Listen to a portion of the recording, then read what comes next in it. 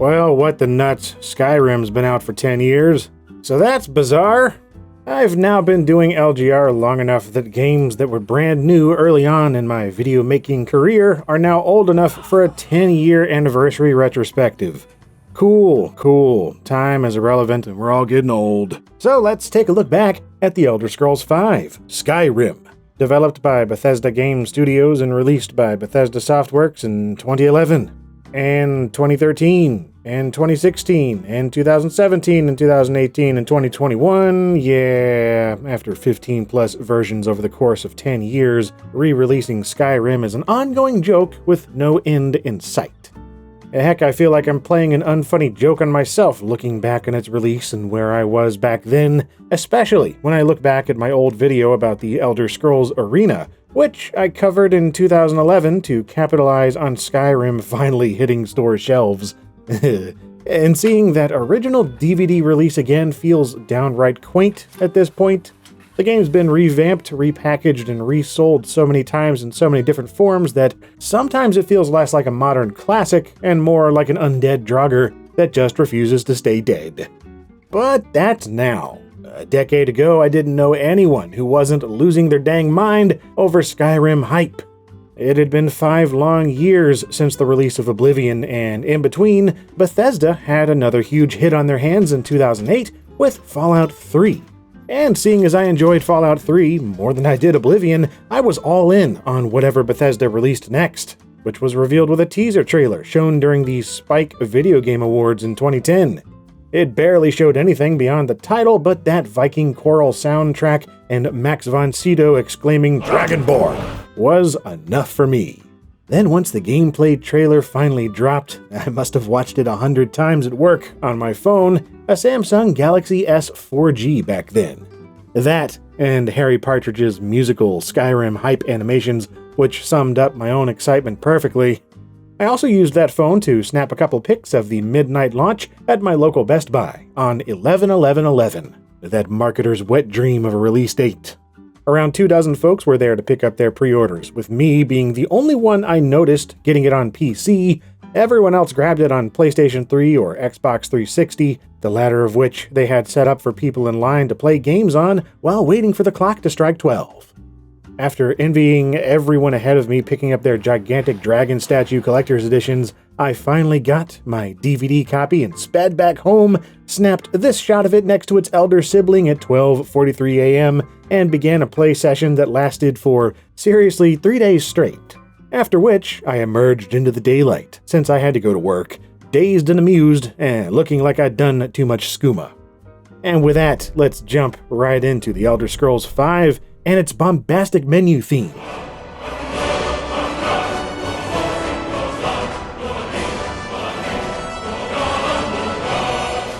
Yeah, that Viking-infused evolution of the Elder Scrolls theme, that choral energy is infectious.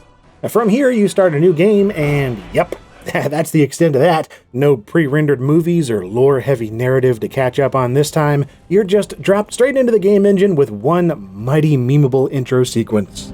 Hey, you. Finally awake. You were trying to cross the border, right? Walked right into that Imperial ambush, same as us. And that thief over there. So yeah, it's 200 years after the events of Oblivion, and you find yourself on a cart being hauled off to your death somewhere in Skyrim, the northernmost province of the continent of Tamriel. Stormcloaks and the Imperial Legion are at each other's throats, a conflict which you, the player, get slapped right into the middle of, whether you like it or not. Finally, you reach the Imperial execution grounds and are about to lose your head, but not before you say who you are, and spend far too long creating your character. And yeah, Skyrim's character creator isn't as, shall we say, free-spirited as Oblivion's. Whether or not that's for better or worse depends on the type of freak show you enjoy playing. There are still plenty of cosmetic sliders, though Bethesda clearly designed this with set limitations to keep faces in check so you don't end up with an abomination. There's also no more picking your birth sign or classes in Skyrim, only your race, sex, name, and general appearance, with the rest of your attributes being settled through gameplay. And now that you've got your head fully customized just how you like it, it's time to lop it off and toss it in the trash. Or that's what was about to happen, up until the very last moment, when suddenly... What in oblivion is that? Sentries, what do you see? It's in the clouds! Sorry, the sequence isn't exactly funny. I just keep expecting Thomas the Tank Engine. Donkey's videos have ruined my brain. Anyway, yeah, it's not a train or Macho Man, it's Alduin the World Eater. And he's a problem. Dragons haven't been here in ages, and someone should probably kill them or something. And before that, though, you gotta survive the attack and lose those shackles. Accomplished by the game holding your hand for about 20 minutes while it thoughtfully yet unskippably guides you through the opening tutorial area so you can learn how to play the game. An established Elder Scrolls tradition at this point. After beating down a few soldiers, snatching some armor and weapons, and making your way through a cavern infested with spiders and bears, you'll finally make your way out into the light of the open world with that classic Bethesda landscape reveal that lets up on the hand-holding and lets you know you're free. What's-his-face over there decides to part ways with you, but not before giving you your first quest. And with that, well, what's next is entirely up to you. The world of Skyrim is at your disposal, and while you do have a quest to fulfill, clearly marked on the new 3D map screen, surveying the terrain via the map can be deceptive. The world looks rather small and devoid of life zoomed out from above like this, and I'd recommend ignoring it for a while and just go exploring. Wandering the landscape at random, aimlessly touring its 15 virtual square miles of hilly terrain and medieval Scandinavian architecture. See that snow-covered barrow? You can go inside. See that body of water? You can swim there. See that mountain? You can climb it. It just works. Well, mostly. Skyrim was chock full of bugs and glitches on release, and that fact hasn't changed even a decade later. And it's gotten better, and typically it's nothing game-breaking, and honestly, most are so minor that they seem comical in a world where Fallout 76 and Cyberpunk 2077 exist. But, you know, it's still rather distracting. That being said, Skyrim is a perfectly playable and offensive Elder Scrolls experience that I continually find engaging with every newly made character.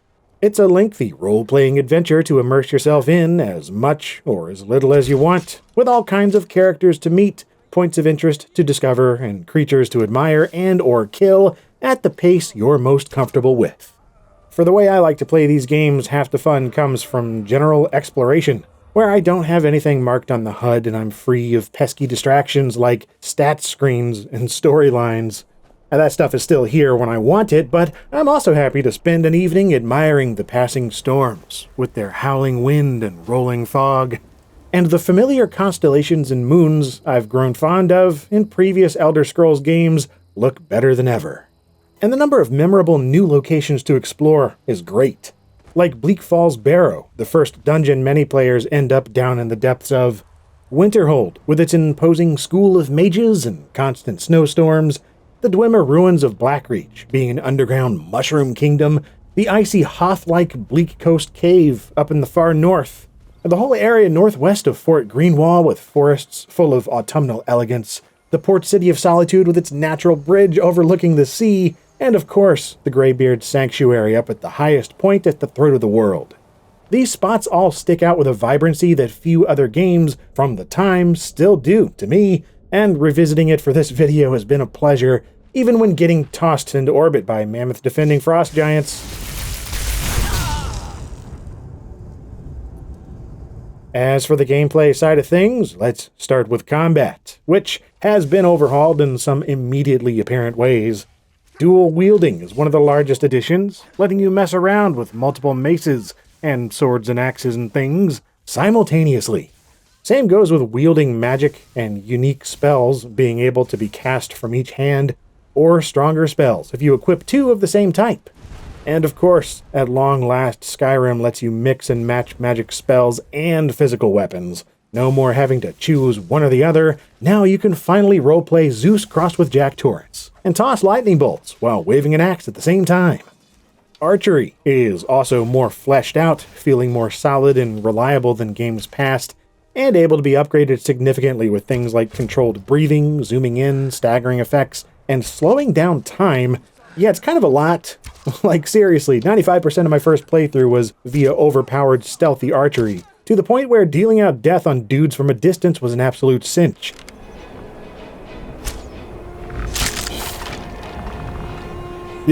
Those gratuitous kill cams and ragdoll physics. Seems like a good time to mention Skyrim was built using the much-hyped Creation Engine, which, despite all the hubbub at the time, wasn't all entirely new. It's just an offshoot of the old Gamebryo engine from Oblivion and Fallout 3, which was itself based on NetImmerse, the engine used in Elder Scrolls games since 1997.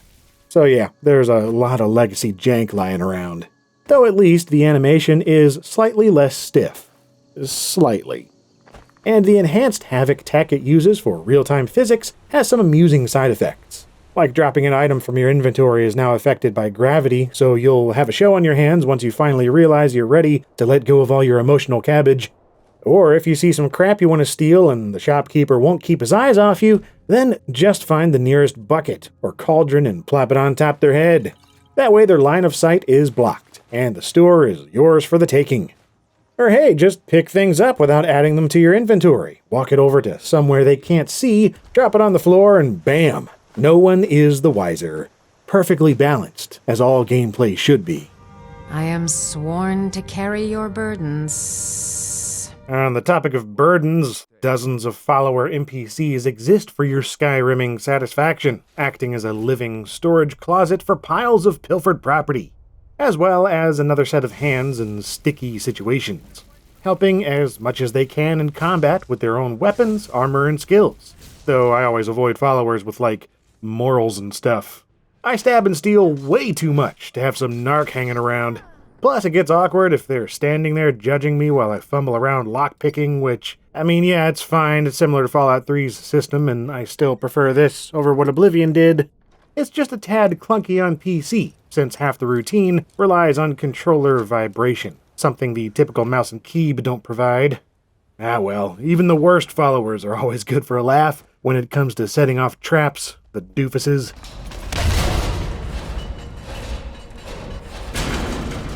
You can even develop underwhelming relationships with some of them, to the point of getting married and settling down in one of 5 purchasable homes. And much like Elder Scrolls 4, decor options are a bore. Chat up a merchant and purchase sets of furniture and stuff to be placed automatically, and that's that. Bethesda did expand on homestead customization with the Hearthfire DLC, though in the base game it's basically pretty basic. But still worth doing to have a convenient spot to regroup, recharge, and store your excess leafy vegetables. You know what they say, home is where the cabbage is. Houses and towns nearby are also where you'll spend countless hours upgrading and crafting weapons, armor, potions, and enchantments. Getting rich both in gold and XP is only 1 million repeated mouse clicks away, with leather, ore, flowers, and the like able to be manipulated over and over, providing buttloads of experience and sellable loot. After all, Everything's for sale, my friend. Everything. If I had a sister, I'd sell her in a second. yeah, no matter how I set out to play a new character, I inevitably end up role-playing an obsessive junk hoarder, accumulating every last item of value I can find. And when I'm not doing that, I'm creating the most overpowered things I can using the enchanting system, making use of trapped souls to charge up otherwise normal items with bonkers powers.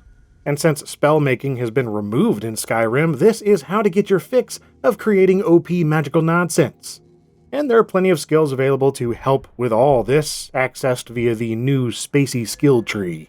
Yeah, this was a bit controversial to Elder Scrolls fans. Each time you level up, you can upgrade one of 3 attributes, stamina, health, or magicka. Then there are 18 skills to augment using perk points earned on each level up. And they've been reduced and combined somewhat, so like athletic and acrobatic skills are totally gone. No more grinding those up by running and jumping everywhere unless you just want to, for old time's sake.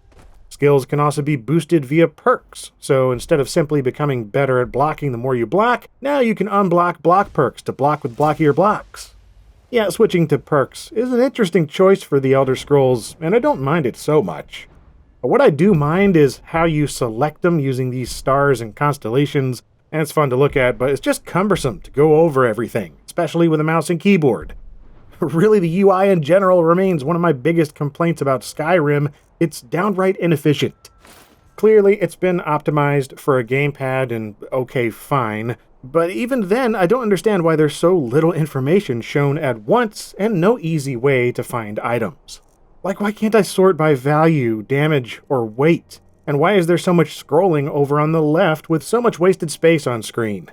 It's also tough to quickly see what's what at a glance with all that gray text. I highly recommend using a mod like Sky UI on PC, since it addresses nearly every one of these complaints and makes inventory management more tolerable. Same with Sky Complete, which overhauls the lackluster quest tracking system and enhances the menus with far more useful information about tasks, past and present. Especially useful since there are so many quests, jobs, activities, and random weirdness on offer. Not to mention what they called Radiant Stories, which are randomly generated until the end of time for technically never-ending content. They're largely tedious fetch and kill quests, but still value for money, I guess. There's also the return of the Thieves Guild and Dark Brotherhood side quests, which always end up becoming the main quest for me since I'm so partial to their particular shenanigans, and the whole why are these dragons coming back to life and who is Dragonborn main quest is kinda meh. Oh, and the Fighters Guilds and Mages Guilds, yeah, they're gone, having been more or less supplanted by the Companions and the College of Winterhold, respectively. There's something like 15 available factions to join overall, but even if you abstain from guilds entirely, there's no shortage of things to do. I still find it highly engaging to delve into Skyrim's caves, ruins, and fortresses, especially with its more visually distinct assets being used. And honestly, better design overall compared to previous games. Elder Scrolls 4 only had like one dude designing dungeons, but here they had 8, and it's at least 8 times more enjoyable. They're filled with traps, treasures, puzzles, and mechanisms, and while they can get overwhelmingly huge, they're often built so that the player isn't backtracking forever when they're done. More often than not, there's a secondary exit or a hidden door, letting you quickly return to the main map when you're finished. You're also a bit more free to tackle quests received at wildly different parts of the campaign in more or less any order you wish, since enemy difficulty has been rebalanced. Level scaling for AI was infamously out of whack in Oblivion, but it's more tolerable here. Specific map areas have enemies spawn at minimum and maximum levels now, and while enemies do still scale with the player's level, they now plateau after a certain point. So you won't be getting killed at level 50 by random wolves, or seeing god-tier bandits with rare glass armor anymore. Another general upgrade is the increased number of voice actors, so talking to hundreds of NPCs can still get repetitious with the voices, but it isn't quite as painful as before. I used to be an adventurer like you. Then I took an arrow in the knee. Be careful. A couple are even voiced by late great Hollywood actors, like the aforementioned Max von Sydow and the superb Christopher Plummer. You stand in High Hrothgar, the slopes of Kinarith's sacred mountain. Here we commune with the voice of the sky and strive to achieve balance between our inner and outer selves. Even Mario himself, Charles Martinet, jumped in on the fun, giving vocal life to the ancient dragon Parthenax. Say, Sulier, what is better, to be born good or to overcome your evil nature through great effort? And whether you're conversing with dragons, Daedra, or dorks downtown, speech is overall simpler without Oblivion's persuasion minigame. It's now back to normal text, with responses occasionally having a speech skill check for stuff like intimidate, persuade, bribe, mock, and so on. And of course, you've got shouting. That's kind of a big deal. Being Dragonborn, the player has the inherent ability of performing dragon shouts. These work like traditional once-a-day powers, but recharge more rapidly, with dragon words like Fus Roda or Unrelenting Force being the headliner. That never gets old. It's like kicking with your mouth. And yeah, there are many more words of power to learn, found by tracking down word walls. So you get things like causing fear, becoming ethereal, changing the weather, blowing ice and fire, dashing forward rapidly, even the ability to call down a dragon friend to help during outdoor events. Yeah man, these shouts are where it's at. Though you can't actually use them until you capture enough dragon souls, accomplished by one of the other main attractions, random dragon encounters. Oh man, this was exciting to see after so many years of dragons being mentioned in the Elder Scrolls but never actually seeing them. Every so often you'll hear a threatening roar or see an ominous shadow from overhead, which means it's time to gear up and prepare to fight. There are multiple types of resurrected dragons, each with their own physical appearance and specific powers, so learning how to fight each one with the proper weapons and skills is quite satisfying. Once you take one down, the dragon's soul is absorbed, and they return to a pile of bones, which can be crafted into a lovely set of armor and weapons, by the way. 10 out of 10, would kill endangered species again. And that's about it for Skyrim, in the most arbitrary cutoff kind of way, because y'all know this is by no means it for Skyrim. Naturally, there's all the official DLC like the HD texture packs, Dawnguard, Hearthfire, and Dragonborn expansions, the last one being particularly notable to me since it added certain parts of Morrowind's map to Skyrim, and I'm a sucker for that crap. But arguably the biggest thing one could talk about with Skyrim is the modding scene, as it is unthinkably vast. Whether you're downloading through the Nexus, Steam Workshop, or Bethesda's stuff built into the console versions, Skyrim modding is practically a sport on its own. Everything from fully custom characters and weapons, new quest lines and graphical overhauls, to total conversions and exploding chickens. If you can think it up, chances are it's been done, or it can be done, thanks to its moddability and creation kit software. Skyrim is perhaps the one game that has never needed any kind of updates or re-releases at all. The modders fixed it all ages ago.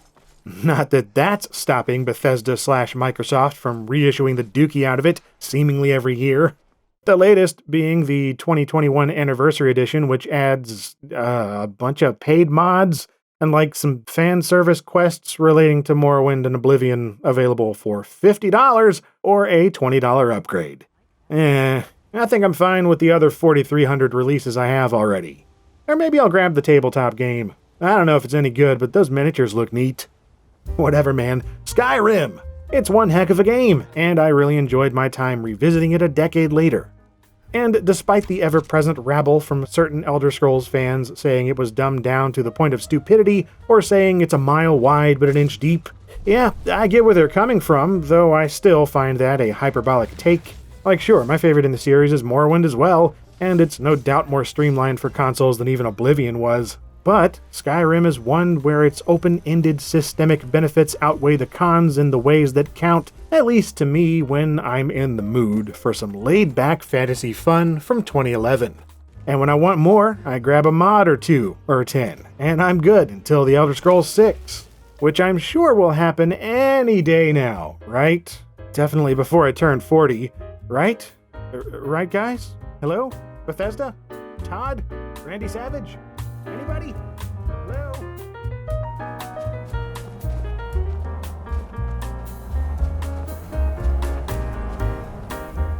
And if you dug this Elder Scrolls retrospective, then check out my coverage of all the previous games. Or stick around, there are always more LGR things in the works for your viewing pleasure. And as always, thanks for watching.